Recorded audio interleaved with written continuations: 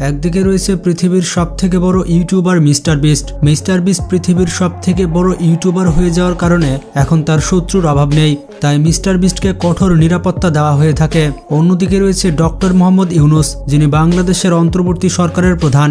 Doctor Mohammad ইউনুসের ক্ষতি করার জন্য হাজারো মানুষ বসে আছে, যার কারণে ডক্টর মোহাম্মদ ইউনুসকে ওয়ার্ল্ড ক্লাস সিকিউরিটি দেওয়া হয়ে থাকে। কিন্তু প্রশ্নটি হচ্ছে, ডক্টর মোহাম্মদ ইউনুসের সিকিউরিটি ব্যবস্থা সেরা নাকি মিস্টার বিস্টের সুরক্ষা ব্যবস্থা সেরা?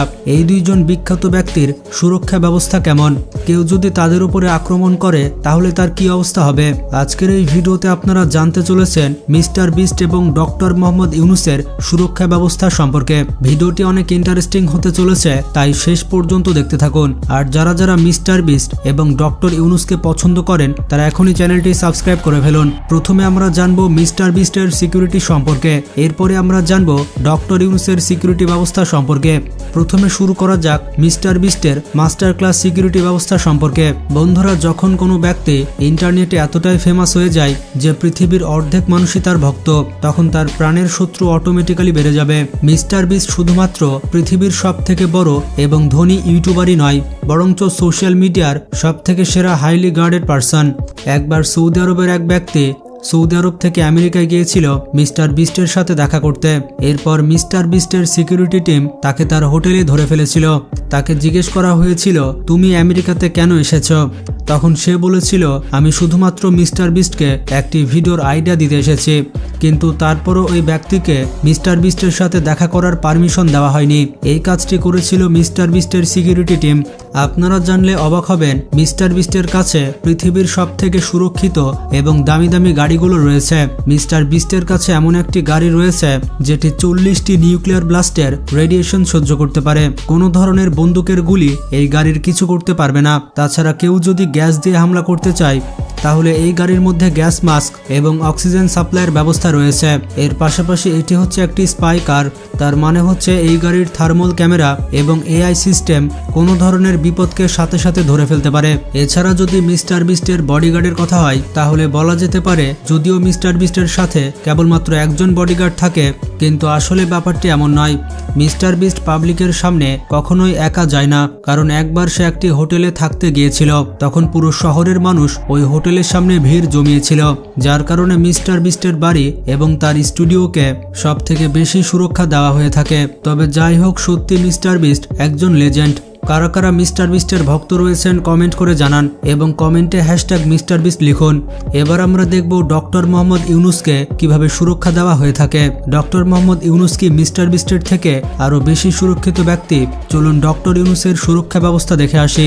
ডক্টর মোহাম্মদ ইউনুস হচ্ছেন বাংলাদেশের অন্তর্বর্তী সরকারের প্রধান, মানে তিনি বাংলাদেশের প্রধানমন্ত্রীর সমমর্যাদায় রয়েছেন। ডক্টর ইউনুস 1940 সালে চট্টগ্রামের হাটহাজারীতে জন্মগ্রহণ করেছিলেন। সেই হিসেবে তার বর্তমান বয়স হচ্ছে 84 বছর। ডক্টর ইউনুসের বাবা পেশায় একজন হাজি ছিলেন এবং তার মায়ের নাম হচ্ছে সুফিয়া খাতুন। 9 ভাই বোনের মধ্যে ডক্টর ইউনুস ছিলেন তৃতীয়। ডক্টর ইউনুস হচ্ছেন একজন অর্থনীতিবিদ এবং উদ্যোক্তা। তিনি 1986 সালে গ্রামীণ ব্যাংক প্রতিষ্ঠা করেছিলেন এবং গ্রামীণ ব্যাংক প্রতিষ্ঠা করার জন্য তিনি 2006 সালে নোবেল পুরস্কার পান। ডক্টর ইউনুস মোট 122টি দেশ থেকে 126টি পুরস্কার পেয়েছে। বিভিন্ন সূত্র থেকে জানা গেছে বর্তমানে তার সম্পদের পরিমাণ $10 মিলিয়ন, যা বাংলা টাকায় মোটামুটি 120 কোটি টাকা। ডক্টর ইউনুস বাংলাদেশের প্রধানমন্ত্রী হওয়ার পর থেকে তার পেছনে অনেক শত্রু লেগে গিয়েছে। অনেক মানুষ রয়েছে যারা তাকে মারতে চায় এবং আবারও ক্ষমতায় আসতে চায়। ডক্টর মোহাম্মদ ইউনুসকে বর্তমানে সুরক্ষা দিচ্ছে এসএসএফ। স্পেশাল সিকিউরিটি ফোর্সের সদস্যরা সবসময় তাকে সুরক্ষা দিয়ে যাচ্ছে। তারা যে সকল অস্ত্র ব্যবহার করে থাকে সেগুলো খুবই উন্নত মানের। সাধারণত সেনাবাহিনীর অফিসার, এমনকি নৌবাহিনীর অফিসারও এসব অস্ত্র চালাতে পারে না।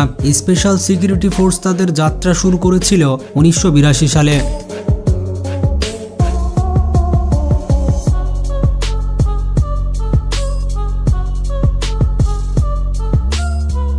বাংলাদেশের সাবেক রাষ্ট্রপতি হোসেন মোহাম্মদ এরশাদ স্পেশাল সিকিউরিটি ফোর্স প্রতিষ্ঠা করেছিলেন। বর্তমানে এই বাহিনীর সদস্য সংখ্যা প্রায় 2000।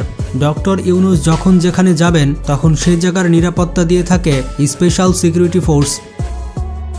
ডক্টর ইউনুস যদি কোনো জনসভায় যান তখন তার বেশ কয়েকদিন আগে থেকেই স্পেশাল ফোর্সের সদস্যরা সেই এলাকায় পৌঁছে যায় এবং সেই এলাকা পর্যবেক্ষণ করবে।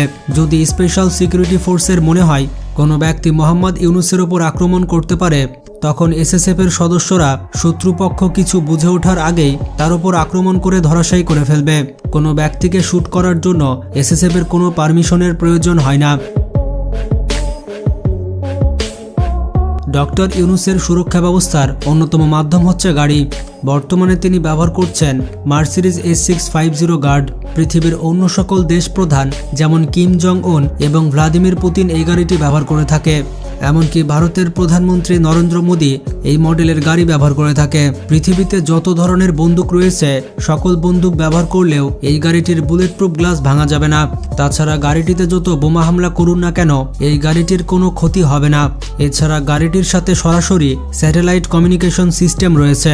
গাড়িটির ভেতর আলাদা করে অক্সিজেন সাপ্লাই এবং এয়ার সাপ্লাইয়ের ব্যবস্থা রয়েছে। গাড়িটির টায়ার যদি পাংচার হয়ে যায় তাহলে এই অবস্থায় গাড়িটি 80 কিলোমিটার পর্যন্ত যেতে পারবে।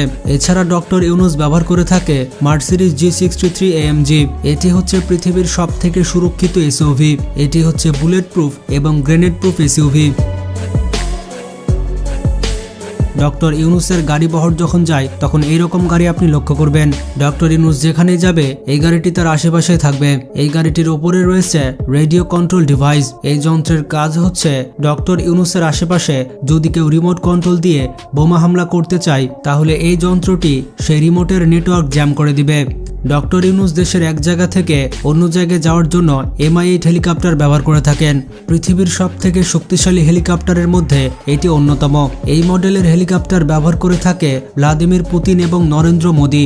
ডক্টর ইউনুস যদি দেশের বাইরে যান তাহলে তার জন্য বরাদ্দ রয়েছে বোয়িং 787 বিমান। বাংলাদেশ সরকারের প্রধান যে হবে তার জন্য এই বিমানটি বরাদ্দ রয়েছে। এটি হচ্ছে পৃথিবীর সবথেকে লাক্সারিয়াস বিমান। এই বিমানটি ব্যবহার করে ডক্টর ইউনুস মাত্র কয়েক ঘন্টার মধ্যে পৃথিবীর যে কোনো দেশে যেতে পারবে। তো বন্ধুরা, ডক্টর ইউনুস এবং মিস্টার বিস্টের সুরক্ষা ব্যবস্থা আপনারা দেখলেন। এর মধ্যে কার সুরক্ষা ব্যবস্থা সবথেকে সেরা সেটি কমেন্ট করে জানাবেন। এছাড়া ভিডিওটি ভালো লাগলে বেশি বেশি শেয়ার করতে পারেন। আর আপনারা যতই ব্যস্ত থাকুন না কেন নামাজ পড়তে কিন্তু অবশ্যই ভুলবেন না, কারণ নামাজ হচ্ছে জান্নাতের চাবি। ভালো থাকবেন, আল্লাহ হাফেজ।